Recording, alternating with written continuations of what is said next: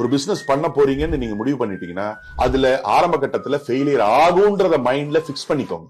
நீங்க கீழே விழுறது தப்பு இல்ல, ஆனா விழுந்தே கிடக்கிறது பெரிய தப்பு. கீழே விழுந்தியா எழுந்திருச்சிரு, திருப்பி ஓடு, திருப்பி விழுவ, திருப்பி ஏந்திரி, திருப்பி ஓடு. ஆனா கீழே படுத்தே கடந்துடாது. அதை விட ஒரு தப்பான விஷயம் கிடையாது. சக்சஸ் ஆனா எல்லாரும் கொண்டாடுவாங்க, ஆனா ஃபெயில் ஆயிட்டாங்கன்னா, ஃபெயில்னா என்ன பொறுத்த வரைக்கும் ஒரு பிசினஸ்ல ஒரு 2-3 மாசம் வந்து கையில இருந்தே காசு போயிட்டு இருக்கு, இல்ல 5-6 மாசம் கையில இருந்தே காசு போயிட்டு இருக்குன்னு போது பிசினஸ்ல இன்வெஸ்ட்மெண்ட்ங்கிறது பணம் தான் அப்படிங்கறதே ஒரு குறுகிய மனசு. அந்த காலம்லாம் முடிஞ்சு போச்சு. அந்த காலம் எல்லாம் முடிந்து what ever you believe that you have the most is called investment. உங்களிடம் எது அதிகமாக இருப்பதாக நீங்கள் நம்புகிறீர்களோ அதுதான் உங்களுடைய முதலீடு. உங்ககிட்ட நல்ல நெட்வொர்க் இருக்குன்னா அதுதான் உங்களுடைய முதலீடு.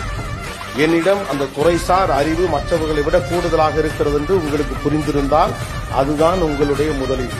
இல்ல இது எக்ஸிக்யூட் பண்ணி கொடுக்கறதுக்கான ஆட்கள் எனக்கு இருக்கிறாங்க அப்படின்னா அது உங்களுடைய முதலீடு.